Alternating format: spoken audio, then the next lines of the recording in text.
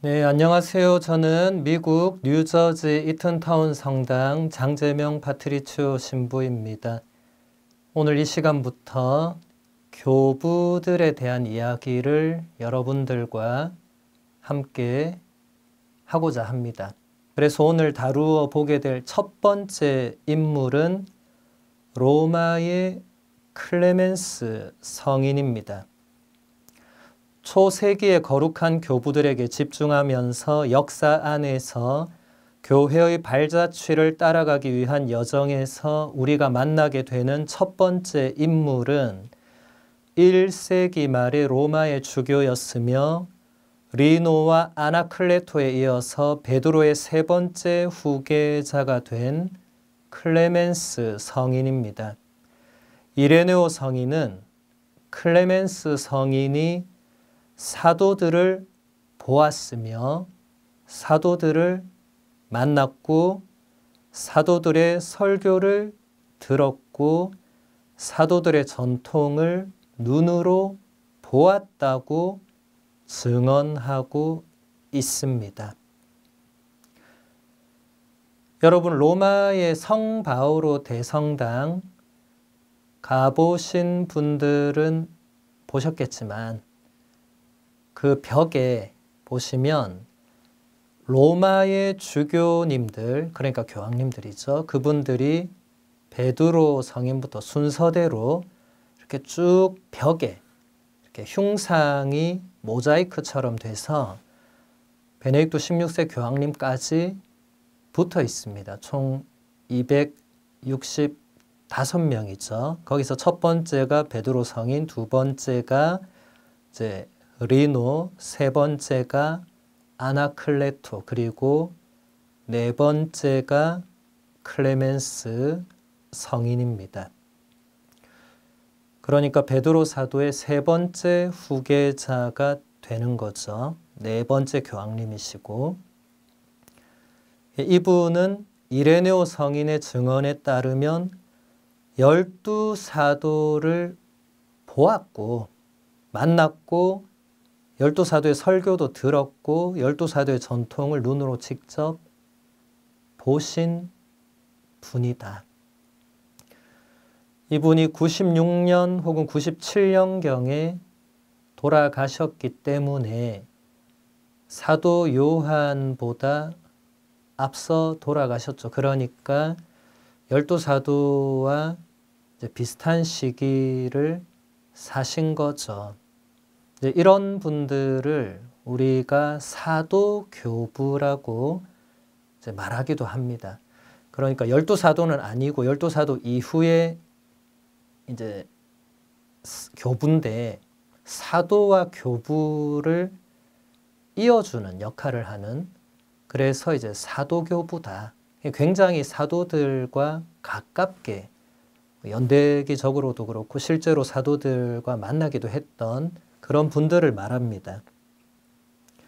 클레멘스 성인의 저술이 확실한 유일한 작품이 하나 있는데 그것이 바로 코린토 신자들에게 보낸 편지입니다. 4세기의 역사가였던 에우세비오 성인은 이렇게 말했습니다. 이 편지가 오래전부터 오늘날까지도 신자들의 모임에서 공적으로 봉독되었음을 우리는 알고 있습니다. 이 편지에서 도미시아노 황제의 박해가 언급되고 있는 것으로 볼 때 황제가 죽고 박해가 끝난 직후인 96년경에 저술된 것으로 추정할 수 있습니다. 코린토 신자들에게 보낸 편지라는 말은 여러분에게 낯이 익죠. 우리 신약 성경에도 사도 바오로가 코린토인들에게 보낸 편지 2개가 실려 있죠. 바로 그 코린토입니다. 그러니까 편지의 제목은 같죠. 왜냐하면 수신인이 둘 다 코린토 신자들이니까. 그런데 내용은 다르죠.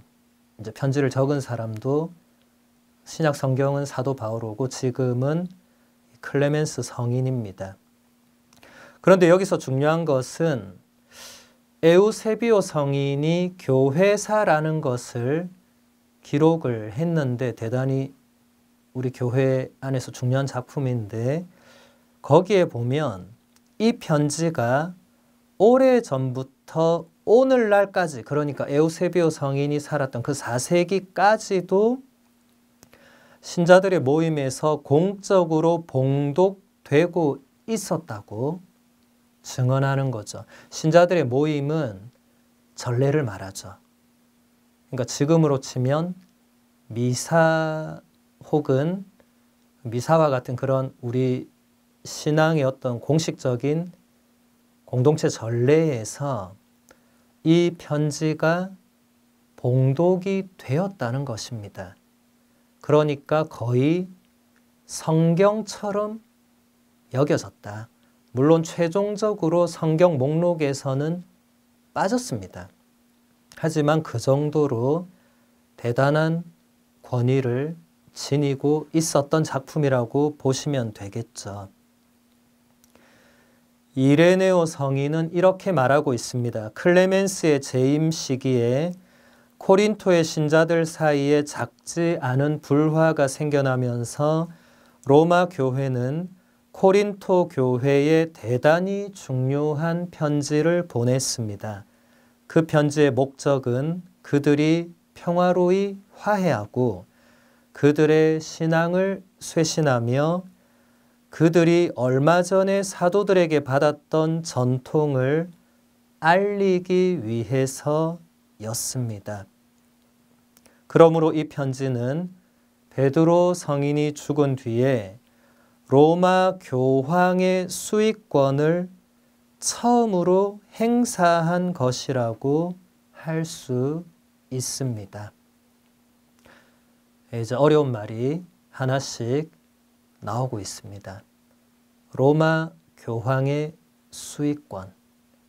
이게 무슨 말이냐? 로마 교황은 지금 프란치스코 교황님이죠.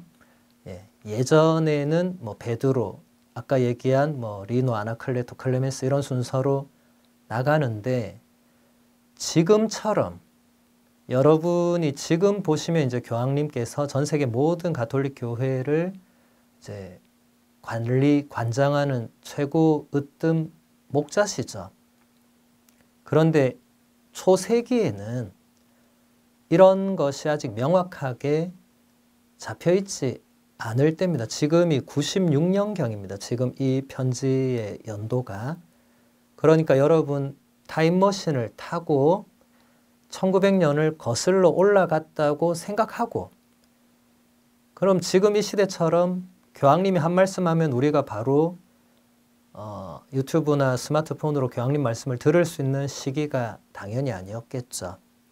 그러니까 지금과 같이 교황님이 보편교회의 최고 목자로서의 그런 권한을 행사하던 시기가 아니었는데 지금 클레멘스 성인이 이제 네 번째 교황님이죠. 이분이 코린토 교회 공동체에서 뭔가 지금 신자들 사이에 분열과 불화가 생겨나고 있다는 것을 이제 들으시고 그 공동체에 당신이 로마의 주교로서 편지를 써보내서 화해하고 또 신앙을 새롭게 하고 또 얼마 전에 사도 바오로가 코린토에 가고 코린토인들에게 편지를 보내고 했던 것이 지금 클레멘스 교황님이 코린토에 편지를 보낸 것과 그렇게 시간적으로 많이 차이가 나지 않습니다. 지금. 네. 그러니까 그것을 다시 상기시키는. 근데 사도 바오로는 로마의 주교이거나 교황이거나 이런 사람이 아니었죠. 그냥 평범한 사도로서 이방인의 사도로서 코린토를 방문하고 편지를 보내고 한 거였지만 클레멘스 성인은 로마의 주교로서 베드로 사도의 후계자로서 지금의 명칭으로는 교황이라는 그 자리에서 이 지역 교회의 문제에 로마의 주교가 관여를 해서 문제를 해결하는 그런 권한을 행사했다. 이것이 로마 교황의 수익권이라는 말입니다. 계속 본문을 보면 클레멘스 성인의 이 편지에는 우리를 구원하는 은총의 기쁜 소식을 선포하는 내용이 담겨 있습니다. 주님께서 먼저 우리를 용서하시고 당신의 사랑을 우리에게 주시며 당신의 형제 자매인 그리스도인이 되는 은총을 주십니다. 주님께서 언제나 당신의 선하심으로 우리를 앞서 계시며 이 주님의 선하심이 우리 모든 죄인들보다 항상 훨씬 더 크다는 사실은 우리의 삶을 기쁨으로 가득 채워주고 우리의 행동에 확신을 주는 선포입니다. 그러나 우리가 받은 선물을 확고하게 실천하는 것이 필요하고 또 용기 있는 회개의 여정을 통해서 구원을 선포하는 응답을 해야 합니다. 제가 지금 말씀드린 이 내용은 다 코린토인들에게 보낸 그 클레멘스 성인의 편지 안에 담겨 있는 그 내용을 제가 간단하게 말씀을 드린 건데 한 가지만 보면 주님께서 언제나 당신의 선하심으로 우리를 앞서 계시면서 이 주님의 선하심이 우리 모든 죄인들보다 항상 훨씬 더 크다는 사실이 우리의 삶을 기쁨으로 가득 채워준다. 이것이 바로 우리 신앙인들, 우리 그리스도인들의 기쁨이고 그 기쁨의 이유이고 기쁨의 원천이 됩니다. 우리 가운데 죄가 없는 사람은 아무도 없을 것이고 자기 죄 때문에 고민하지 않은 사람도 아무도 없을 것인데 그냥 우리가 죄를 짓고 죄인의 상태로 그냥 무거운 마음으로 그냥 그렇게 살아가야만 된다면 대단히 슬프고 불행한 일이겠죠. 그런데 하느님께서 당신의 그 선하심으로 그리고 그 당신의 그 선하심이 언제나 우리의 죄보다 훨씬 더 크다. 클레멘스 성인이 지금 얘기하는 거예요. 여러분, 하느님의 선하심을 우리가 상상할 때 우리가 선하다고 할 때 우리가 상상할 수 있는 범위가 있겠죠. 그걸 훨씬 더 넘어섭니다. 제가 여러 강의에서 자주 이야기하는데 하느님 혹은 신앙의 신비에 대해서는 우리가 상상하는 것보다 언제나 훨씬 더 크다고 생각하면 됩니다. 다시 말해서 하느님이 선하시다라고 할 때는 내가 누가 선하다, 인간적으로 어느 정도 선하다 그 차원이 아니라는 거예요. 언제나 더 크다. 그것을 넘어서 있다. 그래서 내 죄가 아무리 크다 할지라도 여러분 시편도 읽어보면 머리카락보다 많은 죄악에 이 몸이 사로잡혀서 정말 그렇게 비참하게 산다고 할지라도 하느님의 자비가 그보다 더 크시기 때문에 하느님 자비에 의탁하면서 시편 저자들이 다시 희망을 노래하죠. 우리도 그렇게 할 수 있고 클레멘스 성인도 그것을 말하는 것입니다. 또 클레멘스 성인은 코린토 신자들에게 교회 안에서 근본이 되는 덕인 겸손과 형제애를 상기시킵니다. 그리고 1세기 말에 저술된 이 편지에서 그리스도교 문학에서는 처음으로 평신도를 가리키는 그리스어 단어 라이코스가 사용이 되는데 그 의미는 라오스의 일원, 곧 하느님의 백성이라는 뜻입니다. 교회 안에 근본적인 덕 두 가지가 있다고 지금 클레멘스 성인이 얘기하는데 바로 그것은 겸손과 형제애. 프란치스코 교황님이 모든 형제들이라는 문언을 발표하시면서 우리 교회가 추구하는 이 근본적인 형제애가 어떤 의미인지를 거기서 아주 잘 설명하고 있습니다. 특별히 아시시의 프란치스코 성인이 보여준 그 영성을 바탕으로 모두가 형제다. 그 제목 자체가 그 프란치스코 교황님이 말씀하시고자 하는 형제애를 보여주죠. 모두가 형제다. 모든 인류 플러스 모든 피조물, 그러니까 하느님께서 창조하신 모든 것은 다 형제 자매다. 아시시 프란치스코 성인의 그 태양의 찬가를 생각해 보시면 조금 이해가 될 것입니다. 프란치스코 성인이 태양을 형님이라고 부르고 달과 별을 누님이라고 부르고 물과 흙을 계속 이런 식으로 형제 자매로. 그래서 프란치스코 교황님도 이 찬미받으소서라는 또 다른 그 문헌에서 우리 지구를 우리 인류 전체의 공공의 집, 공동의 집으로 규정을 하시면서 그것은 결국 그 집안에 사는 모든 생명체가 한 형제라는 거죠. 한 자매, 한 가족이라는 겁니다.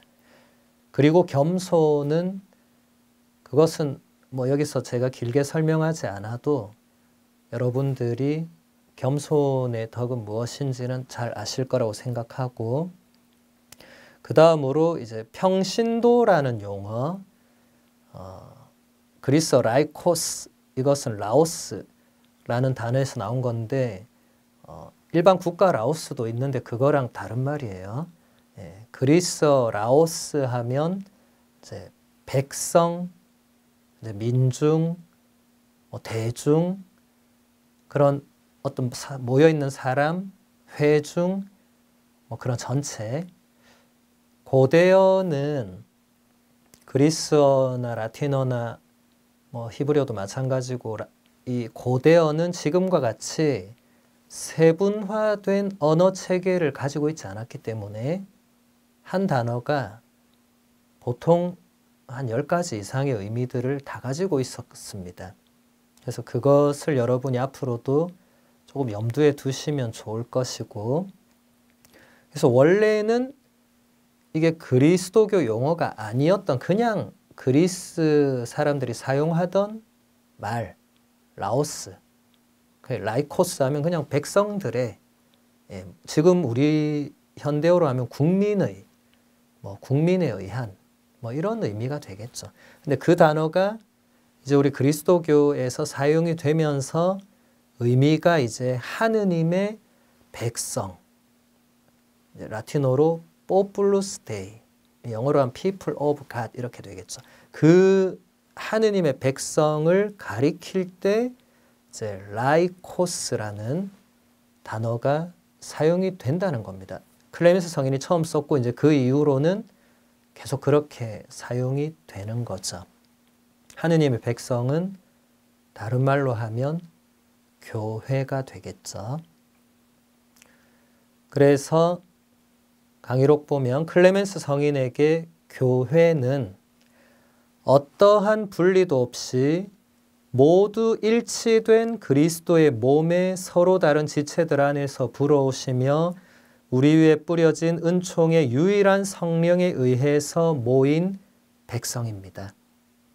교회 공동체의 지도자에 관하여 클레멘스 성인은 사도 계승의 교리를 분명하게 밝혔습니다.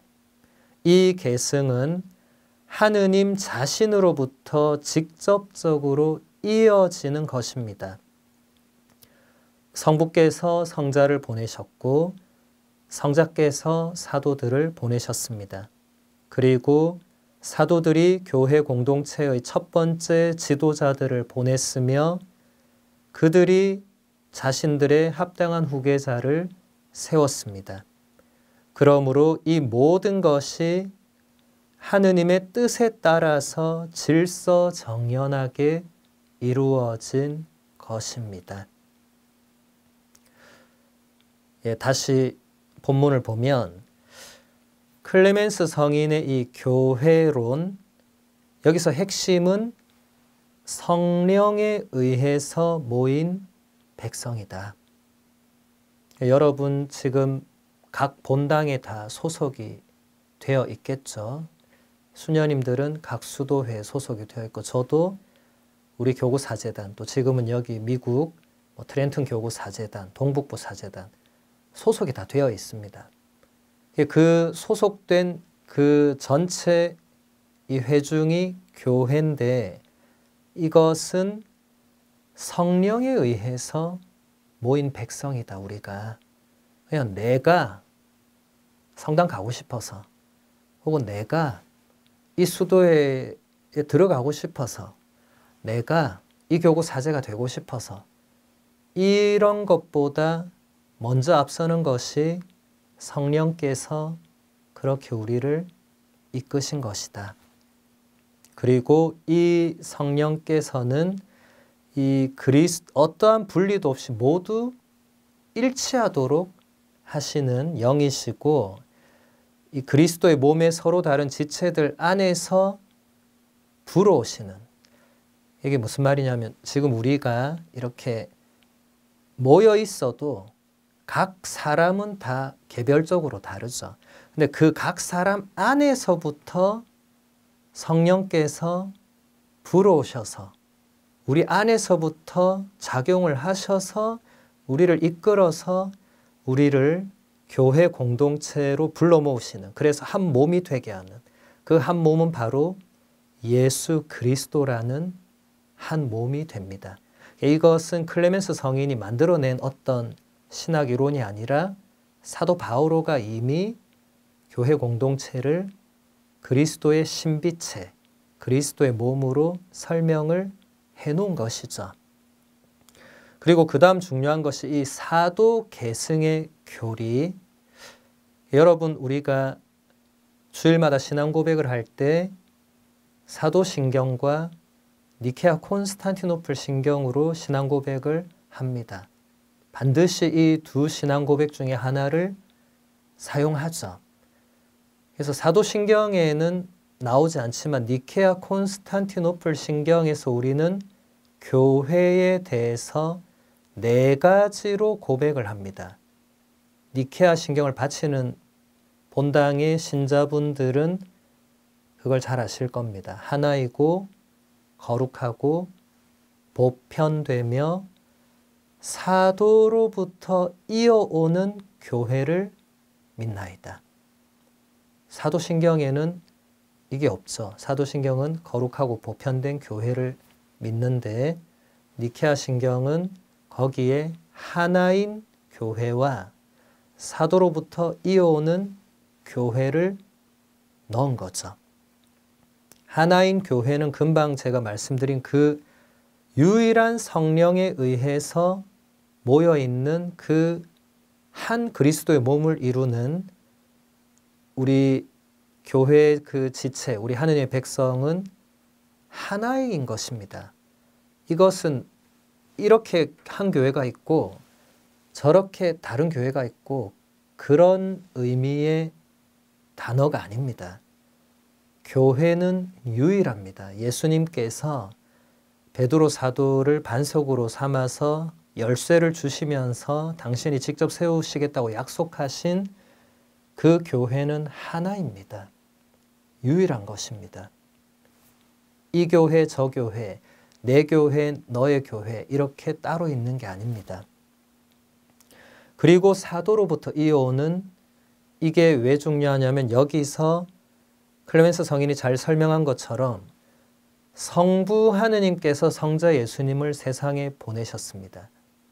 그러니까 성자 예수님과 성부 하느님은 뗄래야 뗄 수 없이 연결되어 계시죠. 그런데 성자 예수님이 12사도를 이제 보내셨습니다. 그러면 12사도와 예수님은 또 뗄래야 뗄 수 없이 연결되어 있죠. 그 다음 이제 12사도가 자신들의 합당한 후계자를 그 지역 교회의 주교로 이제 뽑습니다. 혹은 임명합니다. 그러니까 그 12사도의 후계자인 주교님들이 또 12사도와 연결되어 있죠. 뗄래야 뗄 수 없죠. 그래서 가톨릭교회 교리서에 나오는 설명 그대로 주교님들은 사도들의 후계자가 되시는 것이고 이게 바로 사도 계승이라는 겁니다. 그러니까 주교님이 계신다는 것은 이것을 쭉 기원을 거슬러 올라가면 성부 하느님으로부터 쭉 내려와서 지금 우리 교구의 교구장 주교님까지 온다는 거죠. 이것이 사도 계승의 교리입니다. 본문을 보면 이렇게 클레멘스 성인은 교회가 정치적인 구조가 아니라 성사적인 구조를 지니고 있다는 것을 강조했습니다. 우리가 전례 안에서 만나게 되는 하느님의 행위는 우리의 결정과 생각을 앞서 있습니다. 교회는 무엇보다도 하느님의 선물이며 우리의 창조물이 아닙니다. 그렇기 때문에 교회의 성사적 구조는 교계제도뿐만 아니라 우리 모두가 필요로 하는 하느님 선물의 이 우선성도 보장합니다. 이게 무슨 말이냐면 우리 교회는 아까 제가 얘기한 그 사도 계승에 따라서 이루어져 있습니다. 교회의 가장 근본에는 이 사도 계승이 자리를 잡고 있습니다. 그래서 지금은 우리가 어떻게 되죠? 주교님이 계시고 이제 주교님께서 당신의 그 권한을 위임해 주시는 사제들이 계시고 이제 또 그 사제들 이제 권한을 조금 더 또 위임을 받아서 이제 봉사자로 또 역할을 하는 부제님이 계시죠. 그래서 지금 우리 교회는 기본적으로 주교님, 사제, 부제 이렇게 기본으로 되어 있어요. 이것을 조금 전문 용어로 교계제도라고 하는데 이것을 많은 사람들이 이렇게 순서대로 되어 있으니까 정치적인 구조로 생각하는 거예요. 예. 제일 위에 뭐 대통령이 있고 그 밑에 총리가 있고 그 밑에 장관이 있는 것처럼 주교, 사제, 부제가 있는 거구나. 겉으로 보기에는 좀 그렇게 보이니까. 근데 그런 차원이 아니고 성사적인 차원이다. 성사적인 차원이란 말은 바로 그 실제적으로 그 구조를 이루어 주시는 분, 그리고 실제적으로 거기서 무언가 권한이 행사되고 어떤 행위들을 하시는 그 가장 주체는 바로 예수 그리스도이시다 라는 것입니다. 이것이 정치 권력과 우리 교회 안의 이 교계 제도의 결정적인 차이가 됩니다. 또 본문 보면 클레멘스 성인은 세상을 창조하시고 계속해서 세상을 구원하고 거룩하게 하시는 하느님 사랑의 놀라운 섭리에 하느님께 찬미와 감사를 드리고 있습니다. 클레멘스 성인의 편지는 이미 1세기부터 로마 교회가 다른 모든 교회들을 사랑 안에서 이끌고 보살피는 역할을 했음을 드러내 보여주는 가장 중요한 작품입니다. 제가 아까도 말씀드렸지만 지금 우리가 보면 로마 교회가 가톨릭의 중심이죠. 바티칸이 있고 교황청이 있고 교황님이 가장 중심에서 모든 것을 결정하시고 우리는 거기에 따라가고 지금은 2000년대입니다. 근데 클레멘스 성인은 그러니까 그 1세기, 아직 100년이 넘어가지 않았던 그 초세기에는 바티칸이 없었겠죠, 당연히. 그러니까 교황이라는 단어도 그때는 사용되지 않았고 로마의 주교, 코린토의 주교, 알렉산드리아의 주교 이렇게 그냥 지역 교회의 이제 주교들이 막 사도들에 의해서 이제 임명될 때였죠. 그런데 벌써 그때부터 로마 교회가 다른 지역 교회 공동체들을 이끌고 보살피는 역할을 했다는 것을 보여주는 그 증언이 담겨 있는 중요한 문헌이다. 그래서 클레멘스 성인은 편지에서 이런 기도를 바치고 있는데 이 기도로 클레멘스 성인을 마무리하겠습니다. 오 주님, 평화의 선 안에서 당신의 얼굴을 저희 위에 빛나게 하소서. 당신의 강한 손으로 저희를 보호하소서. 저희는 대사제이시며 저희 영혼의 지도자이신 예수 그리스도를 통하여 당신께 감사드립니다. 그분을 통해 당신께 영광과 찬양이 이제로부터 세세대대로 영원히 있기를 빕니다. 아멘. 아주 아름다운 기도입니다. 이렇게 우리가 클레멘스 성인을 우리 보았고 이제 다음으로 안티오키아의 이냐시오 성인을 보도록 하겠습니다.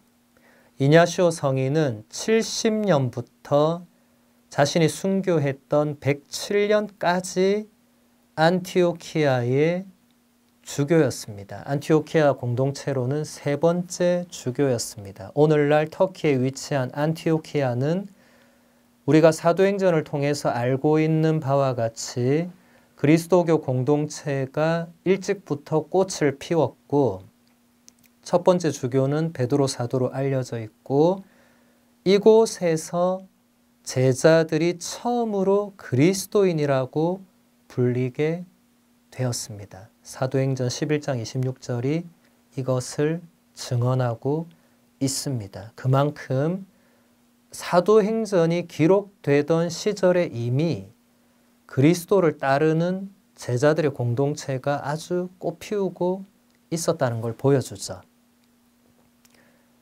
이냐시오 성인은 그리스도를 증언했다는 이유로 붙잡혀서 로마로 압송을 당하게 됩니다. 성인이 순교를 향하여 가는 여정에서 첫 번째로 머무른 도시는 스미르나였는데 그 당시 이곳의 주교는 사도 요한의 제자였던 폴리카르포 성인이었습니다. 이곳에서 이냐시오 성인은 에페소와 마그네시아, 트랄리 그리고 로마 교회에 보내는 4통의 편지를 썼습니다. 스미르나를 떠나서 이냐시오 성인은 트로아데에 도착했고 거기서 필라델피아와 스미르나 교회 그리고 폴리카르포 주교에게 편지를 써 보냈습니다. 이렇게 7통의 편지가 귀한 보물로 지금의 우리에게까지 전해져 내려오고 있습니다. 이 편지들을 읽어내려 가다 보면 사도들을 알고 있었던 세대의 신앙의 활기가 느껴지며 이냐시오 성인의 열정적인 사랑도 느낄 수 있습니다. 성인은 트로아데에서 로마로 갔으며 그곳에서 맹수들의 먹이로 던져져서 순교를 하게 됩니다. 한국말로 이냐시오 성인의 7편지가 분도출판사에서 출판이 되어 있습니다. 그래서 여러분들이 읽어보실 수 있고 영어로는 당연히 다 번역이 되어 있습니다. 아까 말씀드린 코린토인들에게 보낸 편지도 당연히 있고 영어나 그 외 현대 제2외국어들이 있죠. 이태리어나 스페인어, 독일어, 불어 이런 언어들은 교부들의 작품이 거의 모두 그러니까 지금 알려진 책들은 거의 모두 다 번역이 되어 있다고 보시면 됩니다. 그래서 얼마든지 여러분들이 원하는 언어로 구입해서 보실 수 있는데, 이제 한국은 이제 교부학을 공부하고 오신 이영호 아빠스님 이후로 이제 교부학을 공부하신 분들이 그렇게 많지가 않고 이제 그렇게 오래되지도 않아서 아직 많이 번역은 되지 않고 지금도 꾸준히 이제 계속 번역을 교부학자들이 번역을 해서 이제 출판을 하고 있습니다. 근데 아직까지 교부들의 문헌이 워낙 많다 보니까 다 할 수가 없죠. 그래서 여러분들이 뭐 한글로 번역된 것은 이제 한글로 보시면 되겠지만 그렇지 않은 작품들을 읽어보고 싶을 때는 이제 영어나 불어나 다른 언어를 이제 보시면 됩니다. 여기서 한 가지 우리가 주목해야 될 부분은 사도들을 알고 있었던 그 신앙인들의 세대에 그 신앙의 활기가 어떠했을까 궁금할 수 있죠. 이제 그런 것이 이 이냐시오 성인의 그 편지를 읽다 보면, 물론 이냐시오 성인의 개인의 편지이긴 하지만 그 안에 담겨 있는 내용들은 이냐시오 성인이 혼자서 그렇게 막 혼자 열정이 다 해가지고 이게 아니고, 그 시대에 많은 신자들은 이냐시오 성인처럼 그런 신앙의 활기와 열정이 있었다는 거예요. 이제 그것을 우리가 배울 수 있는 겁니다. 오늘날 갈수록 신앙의 활기가 점점 더 잃어가고 있는 듯한 느낌을 우리가 받죠. 그래서 어떻게 다시 나부터 좀 신앙의 활기를, 신앙의 열정을, 신앙의 기쁨을 되찾을 수 있을까 하고 고민하는 분들이 계실 것입니다. 특히 이 코비드 상황이 3년 넘게 이어지면서 정말 우리 교회가 많은 어려움을 겪고 있는 건 사실인데, 그렇다고 해도 신앙과 신앙의 진리와 신앙의 유산과 신앙의 본질은 변하지 않았습니다. 이건 변할 수 없는 거기 때문에, 그러면 우리가 이런 시대에 정말 그 초세기에 12사도들을 알고 있거나 만났거나 적어도 그 가깝게 지냈던 그 정말 그 첫 세대는 어떠했을까? 우리가 힘들고 어려울 때 초심으로 돌아가자, 다시 첫 마음으로 돌아가자, 많이 그러잖아요. 우리말도 이제 사자성어로 온고지신이란 말도 있잖아요. 옛 것을 익혀서 또 새로운 것들을 배워하는, 이게 우리 선조들의 다 삶의 지혜가 있는 거죠. 그래서 제2차 바티칸 공의회도 쇄신을 내걸었지만 쇄신을 하기 위해서 원천으로 돌아가자 해서 돌아간 곳이 바로 교부들이었습니다. 교부들이 어떻게 말했는가로 다시 돌아가자. 그리고 거기에 비추어서 쇄신하자. 지금 새로운 공의회가 열려야 된다는 그런 움직임들이 일어나는 것은 어떻게 보면 그만큼 우리 가톨릭 교회의 신앙이, 그 신앙을 살아내야 할 우리 교회 공동체, 우리 신자들이 그것을 잃어가고 있다는 표지가 되겠죠. 다시 원천으로. 왜냐하면 원천은 변하지 않습니다. 교부들은 변하지 않습니다. 우리에게 그대로 전해주고 있기 때문에 여러분들에게 대단히 유익할 것입니다. 그래서 이 시간도 마련된 것이라고 저는 생각을 합니다. 그 어떤 교부도 이냐시오 성인만큼 강렬하게 그리스도와 결합하여 그리스도 안에서 살고자 하는 열망을 표현하지 못했습니다. 이냐시오 성인의 내면에는 두 개의 영적 물줄기가 흐르고 있었는데, 첫째는 사도 바오로의 물줄기로 모든 것을 그리스도와 결합시키는 것이고, 두 번째는 사도 요한의 물줄기로 그리스도 안에서의 삶에 집중하는 것입니다. 이냐시오 성인의 편지를 읽어보신 분들 혹은 그 한두 부분이라도 어디선가 들어보신 분들은 아마 깜짝 놀라셨을 겁니다. 순교에 대한 그 열망이 이토록 강렬할 수 있는가? 그 어떤 교부도 그 이후에 그 어떤 교부도 순교를 다 열망했지만, 그래서 순교한 분도 있고 못한 분도 있지만, 그것을 표현해내는 것은 이냐시오 성인을 따라올 사람은 없습니다. 그만큼 그 편지들 한 통 한 통은 정말 나는 예수 그리스도와 하나 되는 것 이외에는 다른 모든 것은 더 필요 없다. 의미 없다. 사도 바오로가 필리핀들에게 보낸 편지에서 나는 주 예수 그리스도를 아는 지고한 지식의 가치 때문에 다른 모든 것은 나에게 해로운 것으로 그냥 쓰레기로 여긴다고 적어 놓았죠. 같은 맥락입니다. 근데 이냐시오 성인 안에는 이 사도 바오로의 줄기가 있어서 모든 것을 그리스도와 결합시키는 영성도 그 편지 안에 담겨 있고, 또 사도 요한의 줄기로서 예수 그리스도 안에서의 삶에 집중하는, 그러니까 이 두 개의 노선이 좀 달라요. 예. 각 수도회들도 보면 각 수도회마다 좀 영성이 다르죠. 그러니까 사도 바오로는 핵심은 모든 것은 예수 그리스도와의 그 일치, 그게 본질이 되고 나서부터 다른 것이 이루어져야 되는, 사도 바오로는 언제나 모든 것을 예수 그리스도께로 연결시키는 그런 영성을 추구했죠. 근데 사도 요한은 이제 예수 그리스도 안에서 우리가 어떻게 살 것인가. 요한복음서 15장을 여러분 읽어보면 나는 포도나무여 너희는 가지다. 너희가 가지가 포도나무에 붙어있지 않아 아무 열매 맺을 수 없고 하는, 이게 요한이 추구하는 영성이죠. 너희는 나 없이 아무것도 할 수 없다. 그러니까 예수 그리스도라는 그 포도나무 안에서 어떻게 우리가 그 가지로 살아서 열매를 맺어야 하는가. 근데 이 영성도 이냐시오 성인 안에 있다는 것입니다.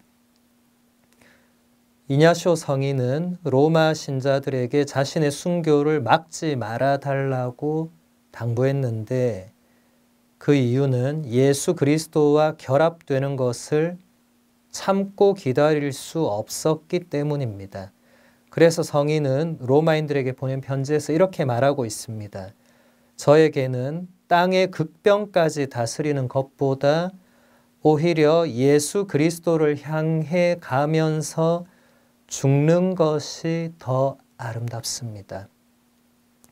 나를 위하여 죽으신 그분을 저는 찾고 있으며 우리를 위하여 부활하신 그분을 저는 원합니다. 그러니 여러분은 나의 하느님의 순환에 닮은 자가 될 수 있도록 저를 내버려 두십시오. 굉장히 놀라운 부탁이죠, 그렇죠? 저 같으면 제발 제가 로마로 가면 제가 좀 살 수 있게 도와주십시오. 이렇게 편지를 썼을 것 같아요. 내가 로마 가서도 복음 전해야 되니까 로마 신자들에게 내가 로마로 가면 어느 감옥에 갈 건데 나 좀 밤에 좀 탈출할 수 있게 좀 도와달라. 이렇게 썼을 것 같아요. 더 복음 전할 수 있게. 근데 이냐시오 성인은 지금 제가 읽어드린 건 아주 한 부분이지만 계속해서 절대로 그렇게 하지 말라고. 절대로 내가 이제 원형극장에 가서 사자들의 밥이 돼서 갈갈이 찢겨 죽을 건데 내가 맹수의 이빨에 갈리게 가만 놔두라고. 그냥 그렇게 부탁을 해요. 정말 놀랍습니다. 그러니까 예수 그리스도의 그 순환에 내가 닮은 자가 되는 것, 예수 그리스도와 하나가 되는 것, 이거밖에 없다. 그리고 이것이 다른 모든 그리스도인들, 예수 그리스도의 제자들도 추구하고 걸어가야 할 길이다 라는 것을 정말 잘 보여주고 있는 것이죠. 이냐시오 성인은 스미르나인들에게 보낸 편지에서 이렇게 말합니다. 예수 그리스도는 참으로 다윗의 자손이시고 참으로 동정녀에게서 태어나셨으며 참으로 우리를 위하여 십자가에 못 박히셨습니다. 이것은 안티오키아 교회의 전형적인 실제 그리스도론으로서 하느님의 아드님의 육화와 그분의 참되고 실제적인 인성을 강조하는 것입니다. 제가 이 참으로 옆에 이제 레알멘테 이게 이태리어를 써놨는데 이제 저는 이제 그게 제가 아무래도 이태리에서 공부를 했으니까 그걸 보는 게 편해서 그렇고 이게 레알멘테 하면 영어로는 리얼리가 됩니다. 그러니까 예수 그리스도는 실제로 다윗의 자손이고 실제로 동정녀에게서 태어나셨고 실제로 우리를 위해서 십자가에 못 박히셨다. 이것이 안티오키아 교회의 실제 여기 보면 레알리즘 이게 영어의 리얼리즘이 되죠.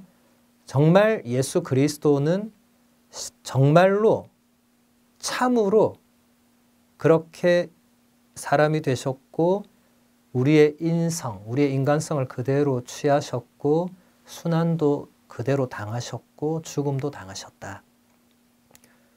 이런 표현이 나오는 것은 그게 진짜가 아니라고 생각하거나 주장하는 사람들이 있었다는 것을 또 말해주죠. 나중에 다 뭐 이단으로 이제 단죄를 받지만 이제 그런 것을 제가 미리 조금 말씀드리면 이제 전문 용어로 그리스도 가현설이라고 합니다. 거짓 가짜 나타날 현. 무슨 말이죠? 예수님이 이제 진짜가 아니고 가짜로 나타나셨다. 그러니까 이 이단자들의 생각은 하느님이 그리고 하느님과 똑같은 본성을 지닌 예수님이 이 땅에 오셨으면 그러면 신이잖아요. 하느님이고. 그러니까 인간적인 부분을 취한 것은 다 진짜가 아니라 가짜다. 십자가에서 매달려서 막 괴로워하신 거는 그 쇼한 거라고. 왜냐하면 하느님이 고통받을 수 없으니까. 그래서 사람들이 이런 말에 홀깃하는 거예요. 그래, 맞아. 어떻게 신적인 존재가 하느님이 고통을 받을 수 있어? 말이 안 되지. 그래서 여러분 이단이나 뭐 사입이나 뭐 유사 종교나 이렇게 홀깃하게 하는 부분을 가지고 있습니다. 앞으로 이 시간 동안 교부들을 보면 반드시 이단도 보게 되어 있는데 이단은 지구가 종말할 때까지도 없어지지 않을 거예요. 그러면 사입이나 뭐 그건 말할 것도 없습니다. 안 없어집니다. 왜 그러냐면 하나가 없어지잖아요. 그러면 또 다음에 그걸 또 벤치마킹하는 그런 또 비슷한 게 반드시 생겨나고 또 이 성경에 대한 해석도 나중에 우리가 또 보겠지만 성경에 대한 해석도 이걸 개인에게 맡기버리는 순간에 그럼 어떻게 되죠? 자기 마음대로 해석해도 되잖아요. 문제는 내가 나 혼자 해석을 하면 상관없지만 내가 잘못된 해석을 해서 이제 옆 사람에게 말했는데 옆 사람이 동의하고 이제 이렇게 하면 그게 이제 점점 더 뭐 이단, 사입 이런 길로 가게 되는 겁니다. 나중에 유심히 볼 기회가 있을 겁니다. 그리스도와의 일치를 향한 이냐쇼 성인의 강렬한 열망은 참되고 근본적인 일치의 신비에 그 바탕을 두고 있습니다. 이냐쇼 성인에게 일치는 무엇보다도 성부와 성자와 성령의 세 위격 안에서 완전히 일치되어서 한 분이신 하느님의 특권입니다. 이냐쇼 성인은 하느님께서는 일치이시고 오직 하느님 안에서만 순수하고 본래적 의미의 일치를 찾을 수 있다고 자주 반복해서 말했습니다. 이 땅에서 우리 그리스도인들에 의해서 실현되어야 할 일치는 신적인 원형, 다시 말해서 그 하느님의 일치의 가능한 한 가장 적합한 모방 이외에는 아무것도 아닙니다. 이냐쇼 성인뿐만 아니라 수많은 후대 교부들이 이제 일치를 다 한결같이 강조했는데, 이제 그것은 그만큼 분열된 공동체, 이단이나 이런 것들이 그만큼 생겨났다는 반증이기도 하죠. 일치는 신비인데 그 신비는 무엇보다도 하느님께서 성부와 성자와 성령의 세 구별되는 위격이 한 분으로 하나가 되는 이 삼위일체 신비죠. 제가 오늘 이것을 설명하면 진도가 못 나가니까 설명을 지금 할 수는 없지만, 이 놀라운 일치의 신비가 가장 근본이 되는, 이것은 하느님만이 지니고 계신 이제 완전한 일치죠. 우리는 어떻게 해야 되냐? 우리도 사실은 우리 가족, 우리 본당 공동체, 우리 수도 공동체, 또 내가 속해 있는 다른 어떤 단체, 조직, 다 가장 중요한 건 일치입니다. 일치가 잘 안 되죠.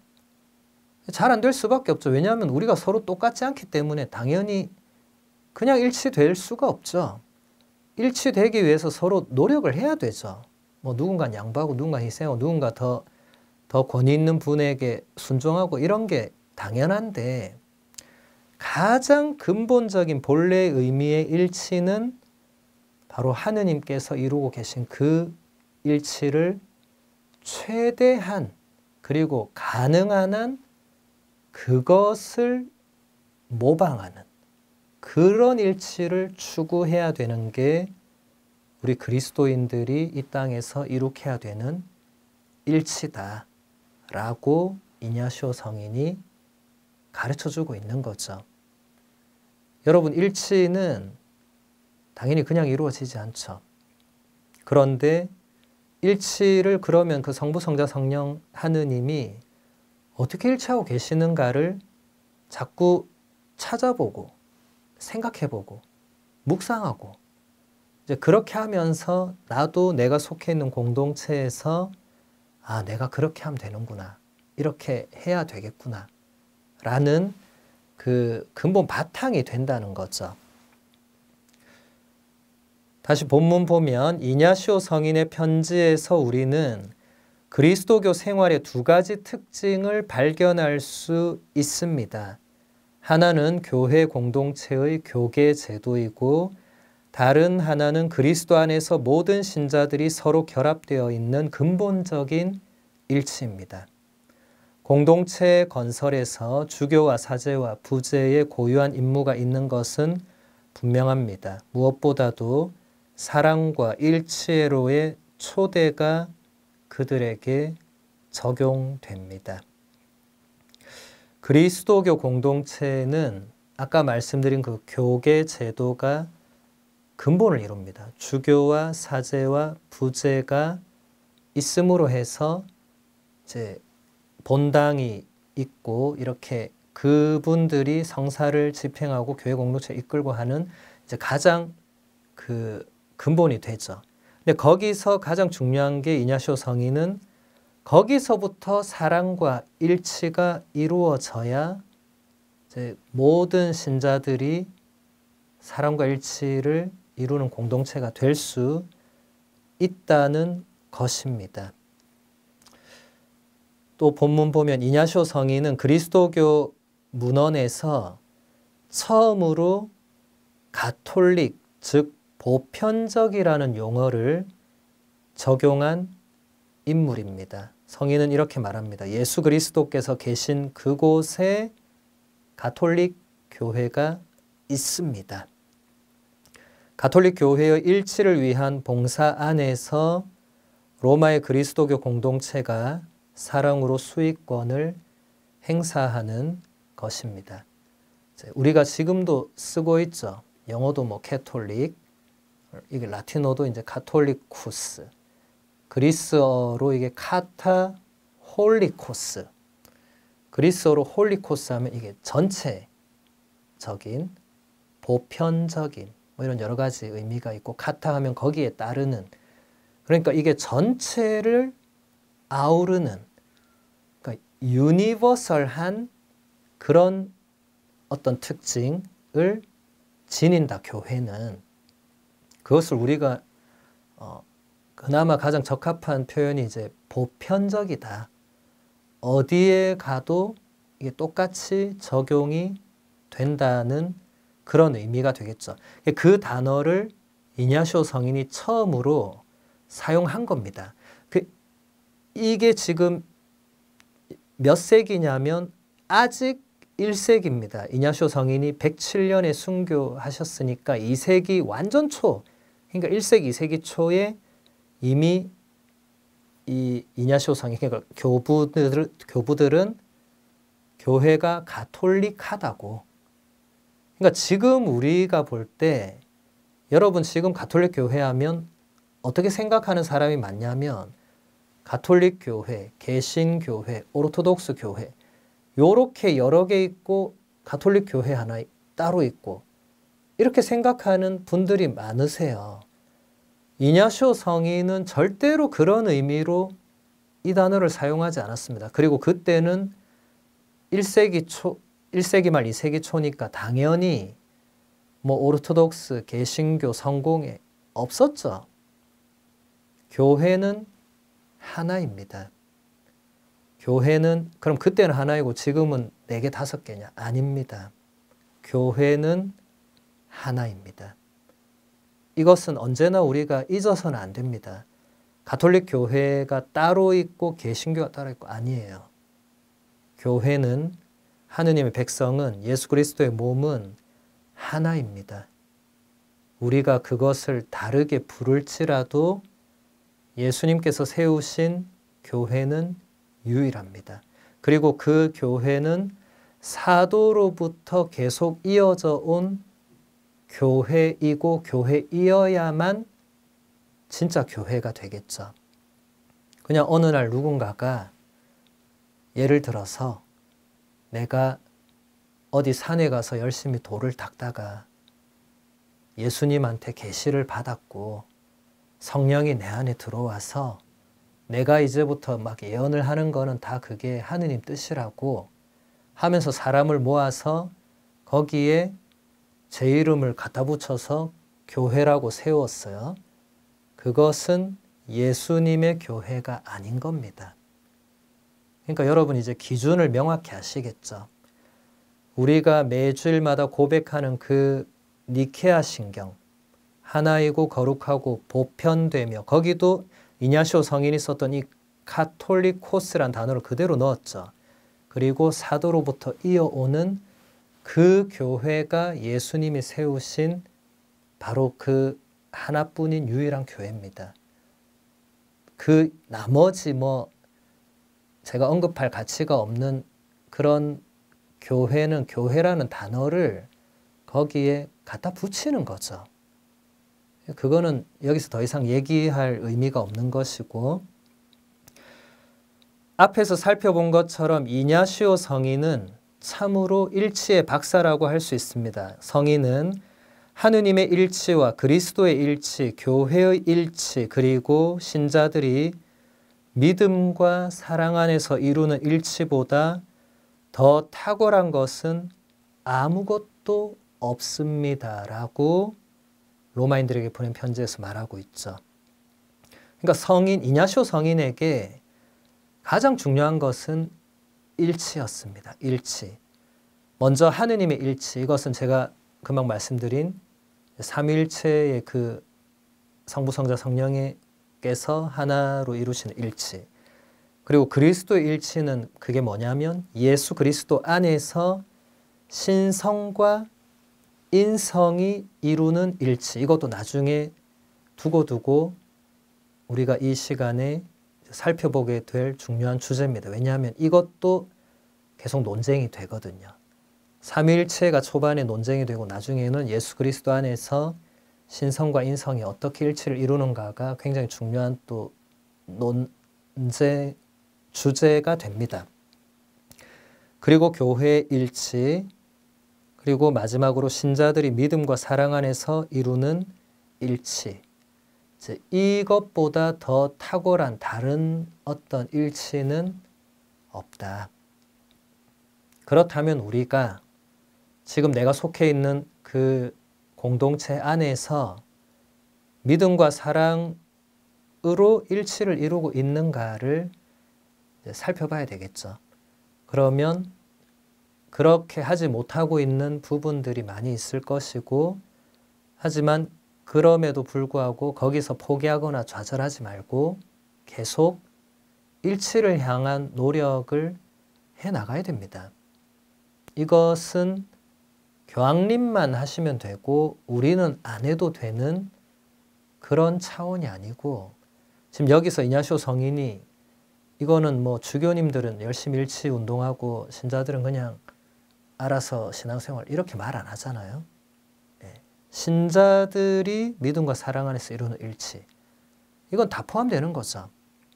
그래서 여러분 교황님이 막 이렇게 다른 오르토독스나 뭐 성공회나 이렇게 다른 뭐 종파나 또 다른 종교 또 비신자들과 일치하기 위해서 이렇게 막 애쓰는 모습 볼 때 아유 우리 교황님이 할아버지가 저렇게 고생하고 아유 이렇게 보실 게 아니고, 교황님께서 나보다 연세가 많은 저분께서 저 힘든 몸을 이끌고 막 휠체어를 타고 저렇게 애쓰시는데 교황님에서 기도해 드리면서 나도 일치를 위해서, 또 내가 지금 내가 속해 있는 공동체 안에서 일치를 이루고 있지 못하는 사람들이 있다면 그들과 내가 어떻게 일치할 수 있을까를 또 고민하면서 신앙생활을 해야 한다는 것이죠. 이냐시오 성인이 트랄리 신자들에게 보낸 편지의 한 부분으로 이냐시오 성인에 대한 이야기를 마무리할까 합니다. 성인은 이렇게 권고합니다. 여러분은 갈라지지 않는 마음으로 서로 사랑하십시오. 나의 영혼은 지금뿐만 아니라 하느님께 도달할 순간까지도 여러분을 위하여 제물로 바쳐질 것입니다. 여러분이 그리스도 안에서 흠없이 될 수 있기를 바랍니다. 이 구구절절이 일치를 향한 이냐시오 성인의 그 간절한 마음이 느껴지죠. 갈라지지 않는 마음으로 서로 사랑해라. 우리가 공동체 안에서 뭔가 나와 맞지 않는 사람, 싫은 사람, 상처를 준 사람 갈라지고 싶겠죠. 아주 멀리하고 안 보고 싶고. 근데 그런 마음으로는 서로 사랑이 안 되죠. 최대한 갈라지지 않는 마음으로 서로 사랑하라는 권고입니다. 주님께서는 영혼을 깨끗하게 하시는 사랑이기에 우리가 이 일치에 도달하도록, 그리고 마침내 흠없이 될 수 있도록 도와주시기를 정말 주님께 간절히 기도해야 할 것입니다. 다음으로 유스티노 성인을 보도록 하겠습니다. 165년에 순교한 성인입니다. 철학자이며 순교자인 유스티노 성인은 2세기 호교 교부들 가운데 가장 중요한 인물입니다. 호교론자라는 용어는 이교도와 유대인들의 맹렬한 비난으로부터 새로운 종교를 방어하고 그 시대의 문화에 맞는 언어로 그리스도교 교리를 전달하려고 했던 그 고대 그리스도교 저술가들을 총칭해서 이르는 말입니다.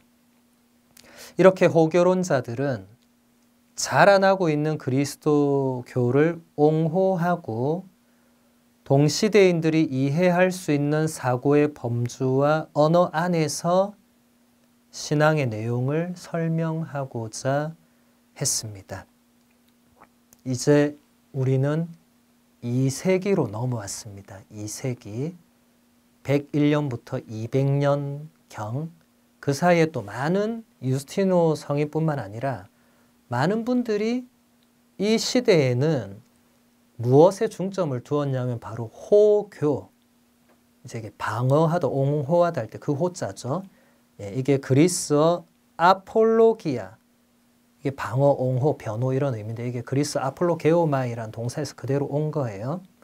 그러니까 이 그리스도교라는 어떻게 보면 이게 신생 종교죠. 기성 종교였던 유대교나 혹은 그냥 그 당시 2세기의 주류였던 그 철학이나 또 그 외에 뭐 그냥 그 지역 토착 신앙이나 뭐 이런 걸로 볼 때는 그리스도교라는 건 원래 없었죠.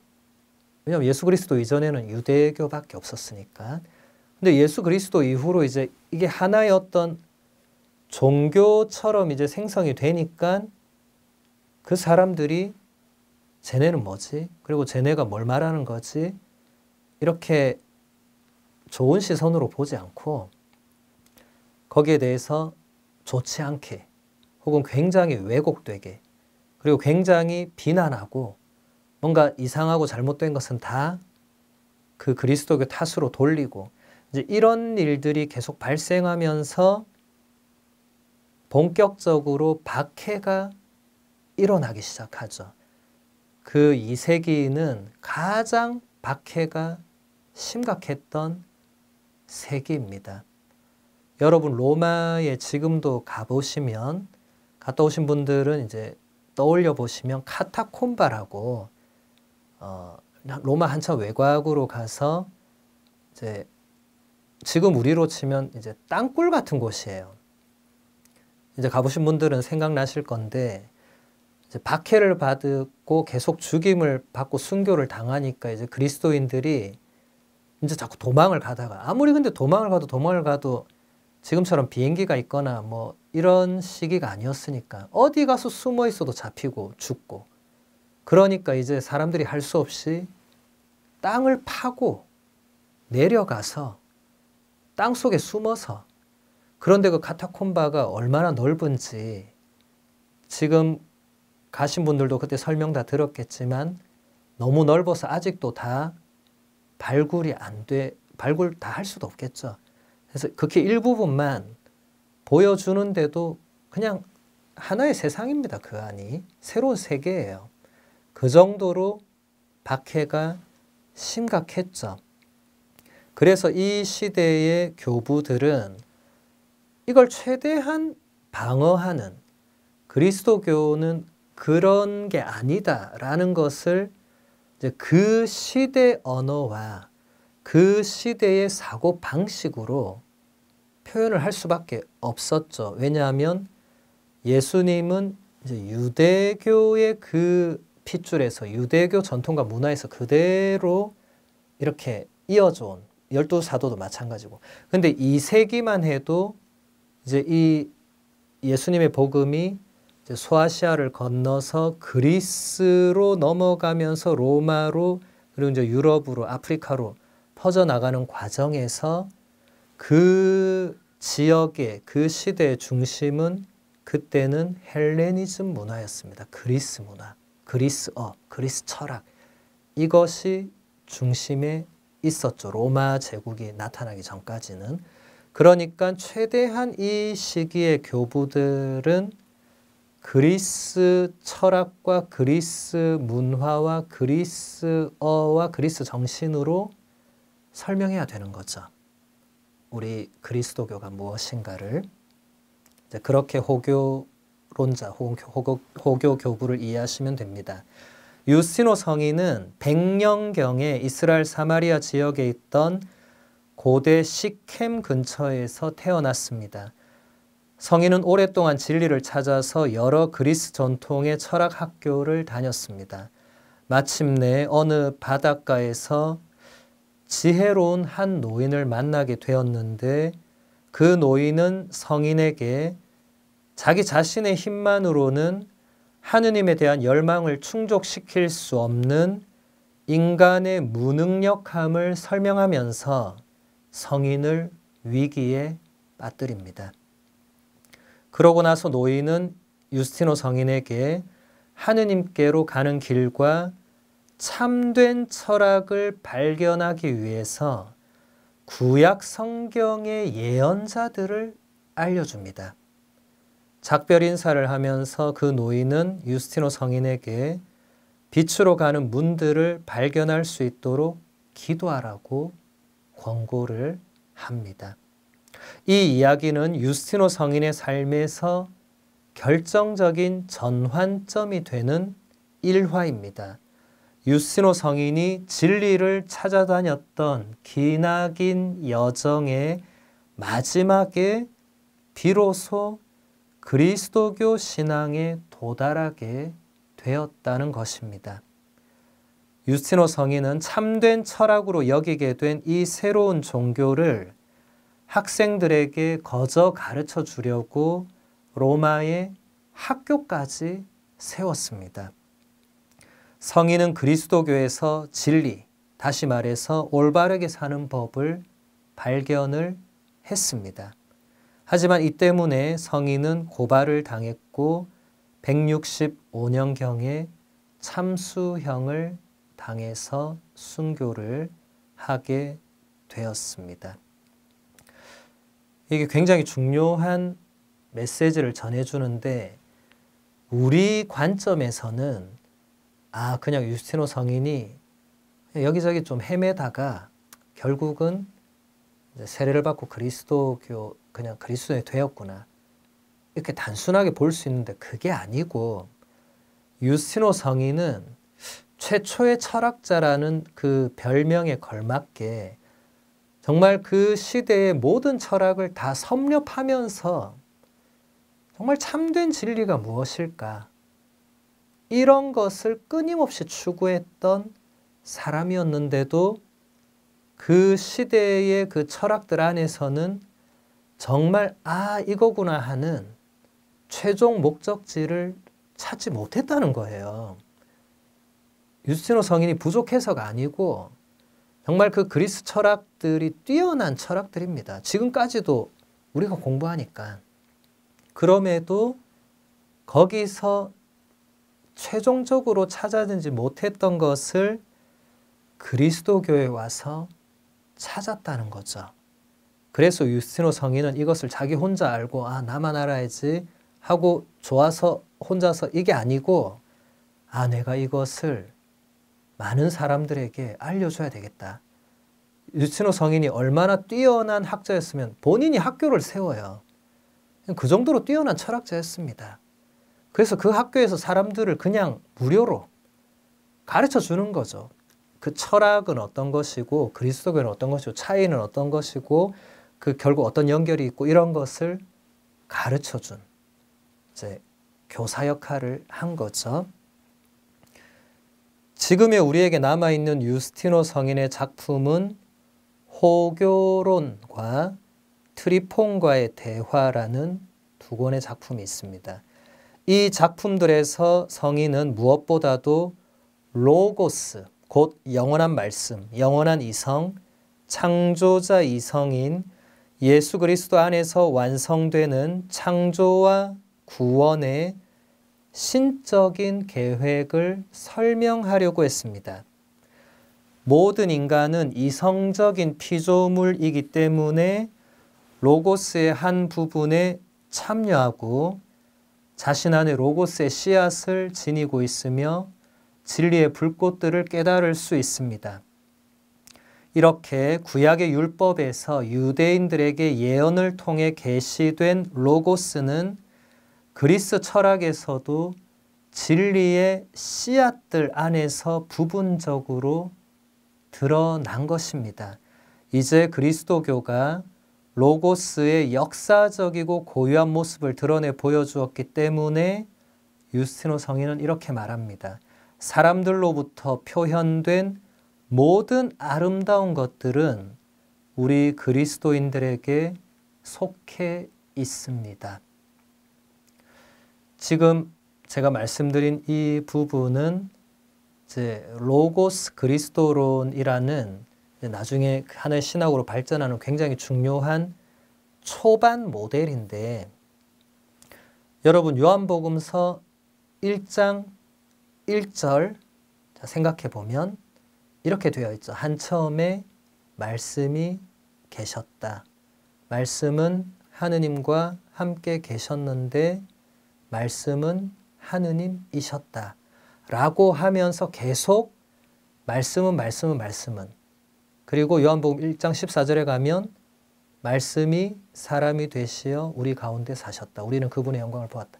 하는 이 요한복음서 1장 1절에서 18절까지 성경에는 뭐 머릿말 이렇게 되어 있지만 이것을 우리는 로고스 창가라고 하면서 로고스란 말은 그리스어 로고스를 말합니다. 이것이 그 요한복음서 1장에서는 말씀으로 번역이 되었는데 그 단어의 의미는 뭐 10가지가 넘어요. 여기서 보면 로고스, 영원한 말씀, 영원한 이성, 창조자 이성, 이게 다 로고스란 그 단어입니다.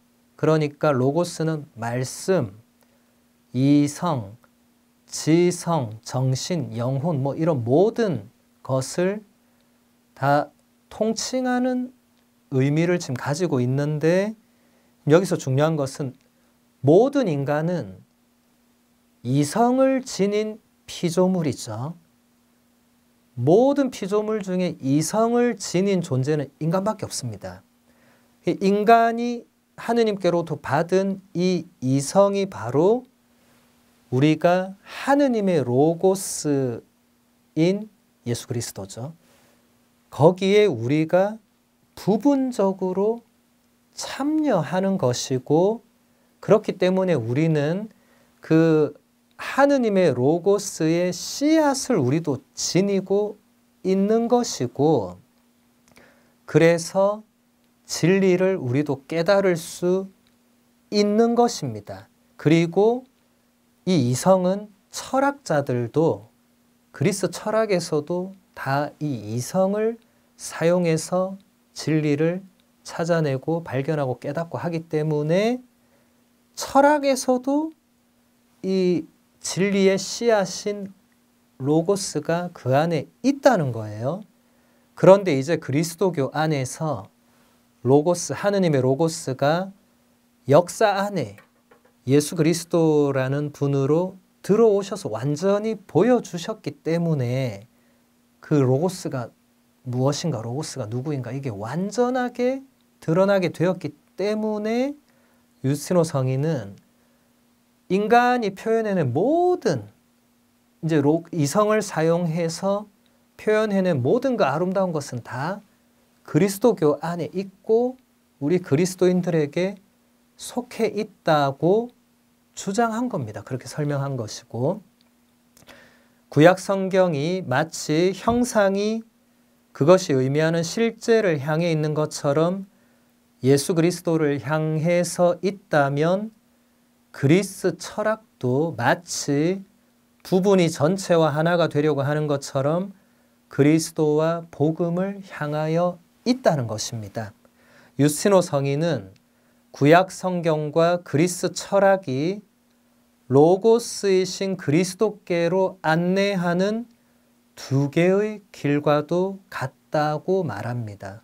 왜냐하면 그리스 철학이 복음의 진리와 반대될 수가 없기 때문에 그리스도인들은 거기서도 그러니까 그리스 철학에서도 어떤 확신을 가지고 고유한 선을 길어 올릴 수 있다. 유스티노 성인이 했던 이 최초의 훌륭한 일은 그리스도교 진리를 그 시대에 유행하던 철학에 서로 이렇게 연결되고 만나는 지점을 이제 어떻게 보면 이제 최초로 이제 그 철학 용어들을 사용해 가면서 그 철학 누구보다도 뛰어난 철학자였기 때문에 그 철학의 그 내용을 이제 우리 그리스도교에 이제 맞추어서 설명을 해낸 그래서 이 두 개의 길과도 같다. 구약 성경도 예수 그리스도께로 안내하는 하나의 길이 되고 그리스 철학도 이게 따로 국밥으로 노는 게 아니고 이 또한 진리를 향해 가는 여정이기 때문에 진리는 바로 예수 그리스도 바로 그분이시잖아요.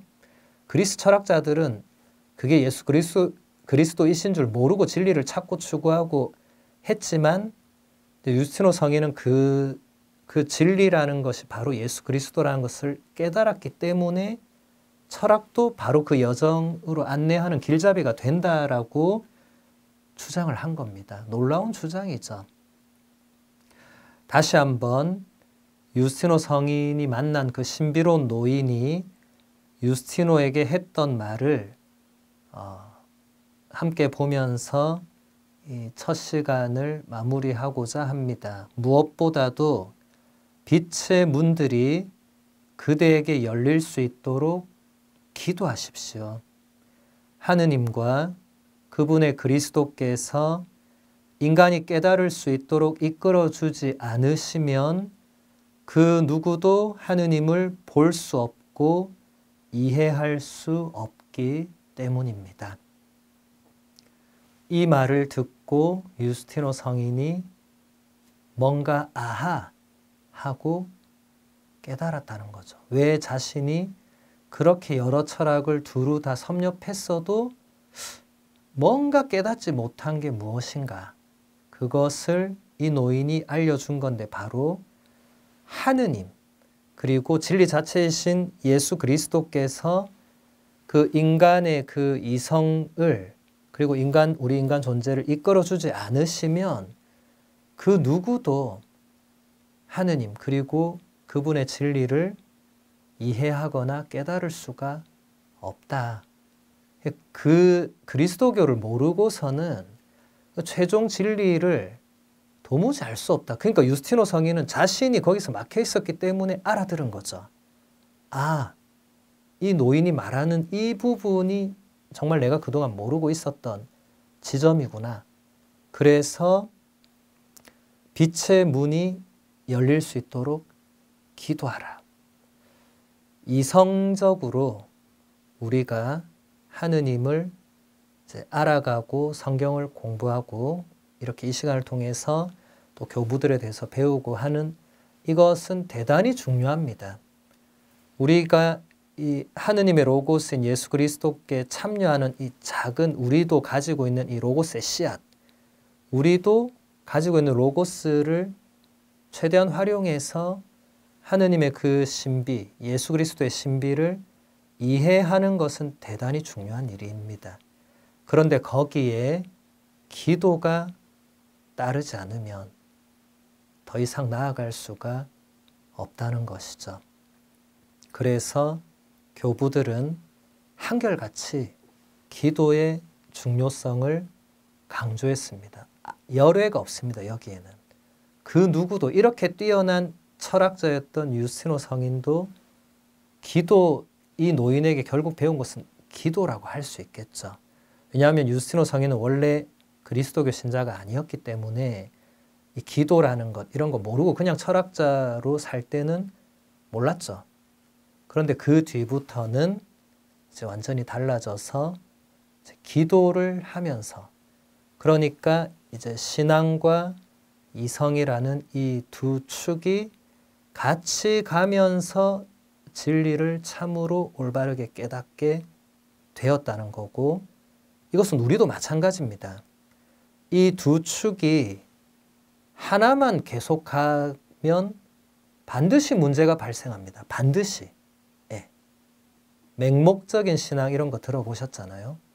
맹목이란 말이 뭐죠? 목적이 없는 거예요. 그냥 기도만 하면 된다.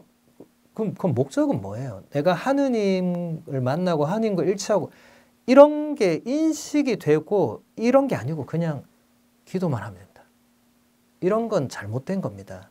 조심하셔야 되고 그래서 반드시 신앙과 이성이라는 그 두 축 그래서 특히 이렇게 이 시간을 통해서 우리가 공부하고 배우고 할 때 반드시 기도도 따라가야 되는 그리고 여러분이 우리가 이성적으로 깨달아봤자 사실 얼마나 깨닫겠어요. 이 위대한 교부들도 항상 막히는 지점이 있었는데 그럴 때는 하느님께 또 성령님께 진리를 깨닫게 해달라고 기도해야 되는 거죠. 그래서 기도는 아마 앞으로도 우리가 계속 이 시간에 교부들을 배울 때 그 기도도 우리가 같이 배울 수 있을 것입니다. 오늘은 여기서 마무리하겠습니다. 감사합니다.